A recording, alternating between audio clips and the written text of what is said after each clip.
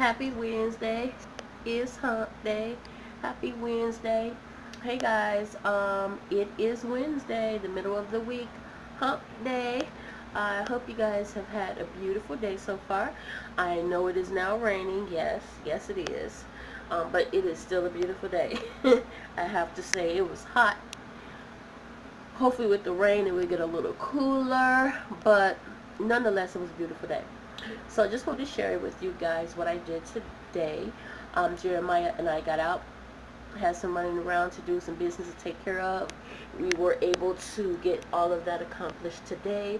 So still got a few things to do tomorrow and Friday, but what was supposed to be done today was done, except one thing, which I will do tomorrow. I, for breakfast today, I had a bowl of cereal with banana. It was honey oats.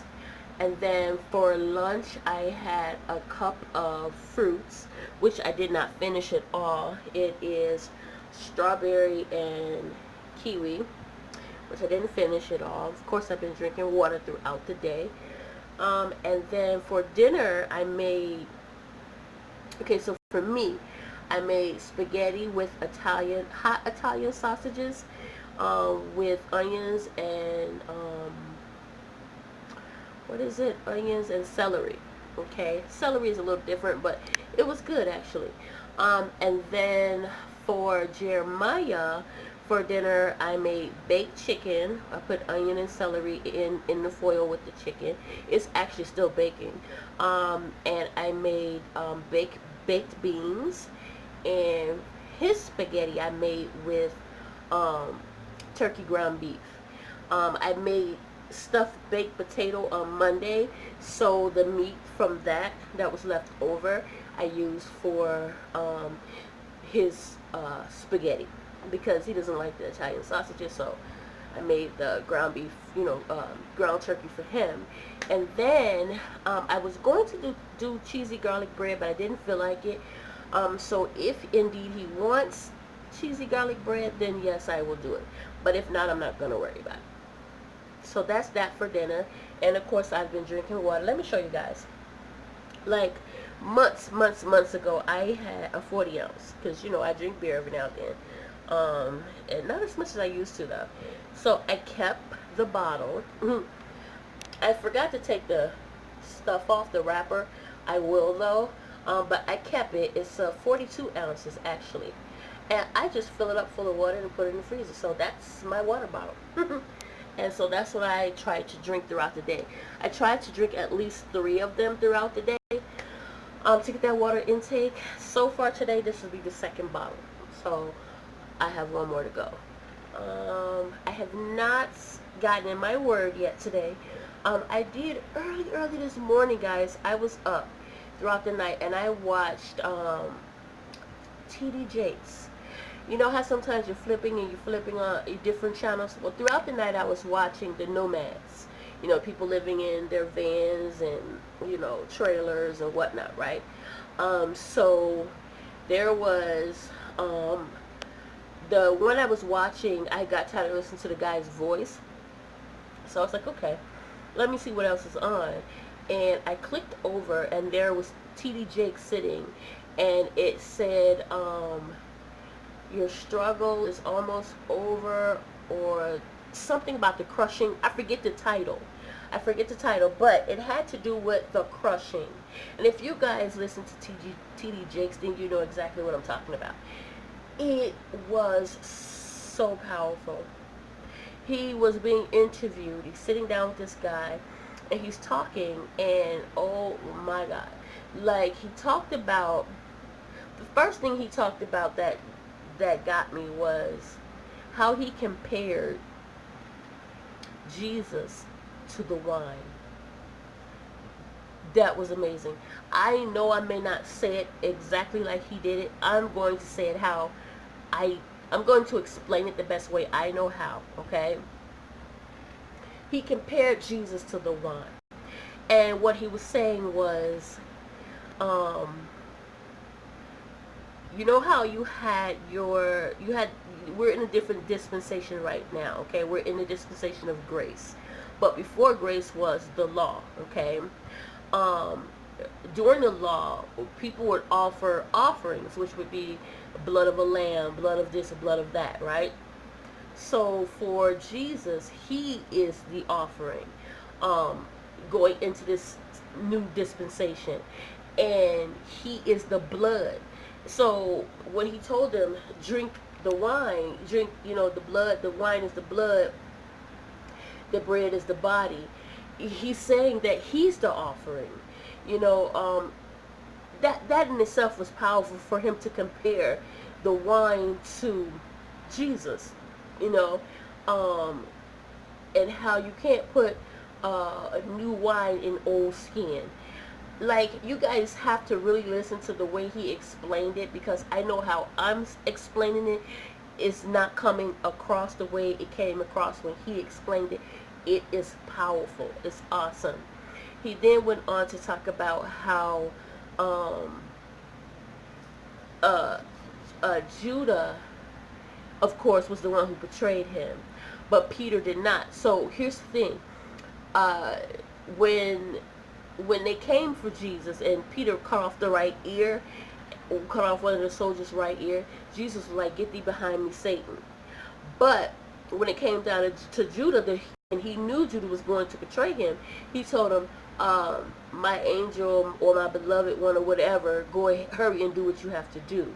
So T.D. Jakes was saying how the one who betrayed him was the one he said, "My angel" or "my whatever," but the one who didn't betray him, which was Peter, he said, "Get thee behind me, Satan." So T.D. Jakes was saying how sometimes people that you think are your friends, the people that you think have your back, or are the right people in your camp, they are not. So you need to take time to evaluate that. That was powerful, because a lot of times we do have people around us that we think are there for us, and in reality they are not. And they just they're happiest when we're down, when we're struggling, because it makes them feel better about themselves, unfortunately. And it's a lot of people like that. Friends, family, it could be the closest people in your family, unfortunately, but that's how it is. Then he went on, it was a lot of stuff he talked about, and it was amazing. He talked about how we're going to go through things in life. It's inevitable. We are children of God, of the Most High. We're going to go through things, and sometimes we have to go through things. The crushing, things that are going to crush you, situations that are going to crush you.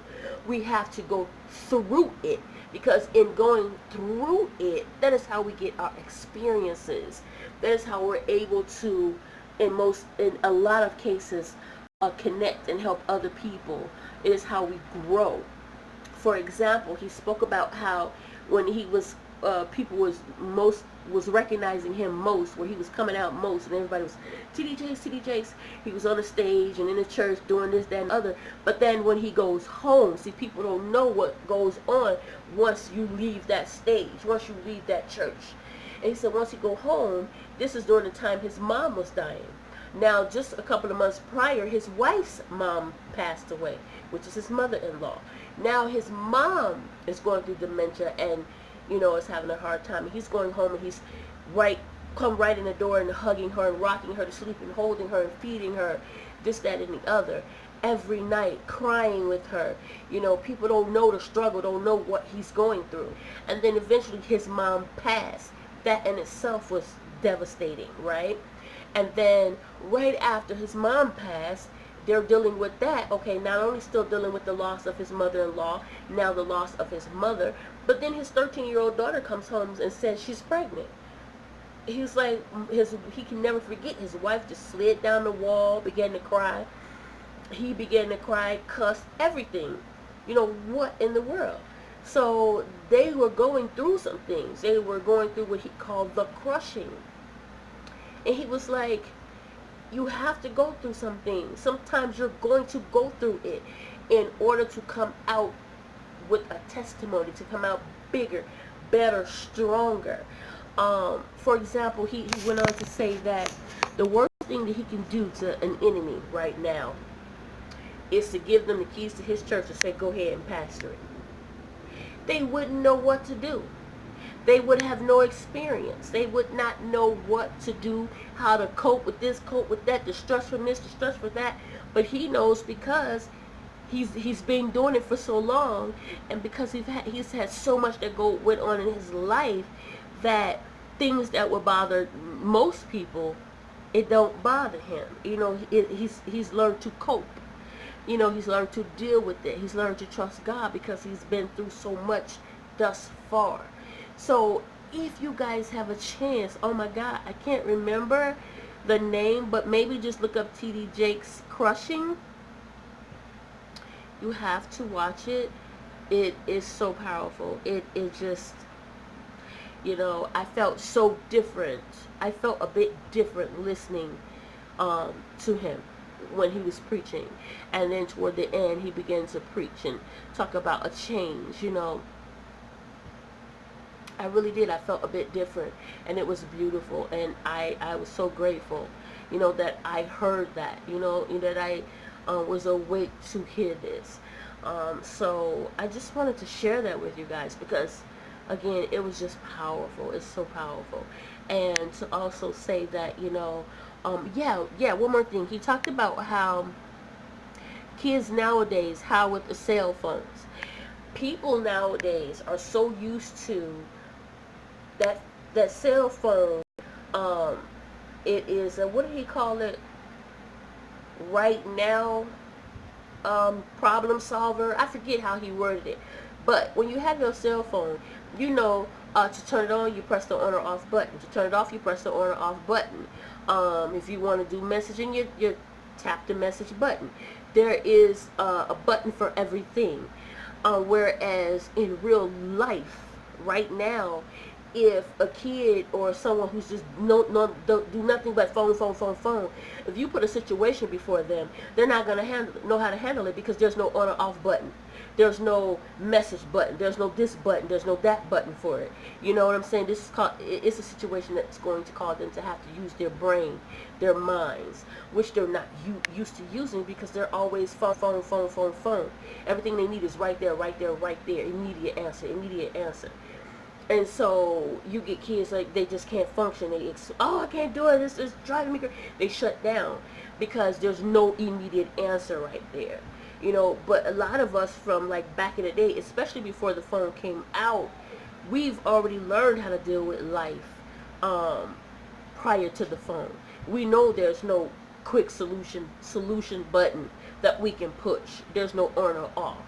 You know what I'm saying? There's no reverse, no forward, no rewind. That don't exist in real life, you know, and it didn't exist prior to, you know, phones.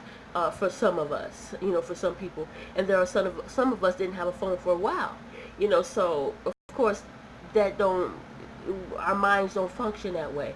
We have to figure it out and work it out. You know what I'm saying? But younger people don't know how to do that. Even when it comes down to calculating, they pick up the phone. They don't even try to do it on paper or in their heads or on their fingers if they have to. No, they just quickly pick up the phone. You know, so listening to his word, it was amazing, and I highly suggest that you all listen to it. It was awesome. I truly got a lot out of it, and I hope that you will as well. I know this video is quite long, so I am going to end it here. I'm going to end it by saying what I always say, and that is I hope that you guys had a beautiful day today. If you did not have a beautiful day so far, and if you're actually having a bad moment right now, stop. Think about why. Pray about it. Let it go. And remember to trust God. I cannot say enough how awesome He is. And thank you guys so much for watching. More videos will soon follow. Bye now. Take care. Thanks for watching, guys. Please like, comment, share, and subscribe.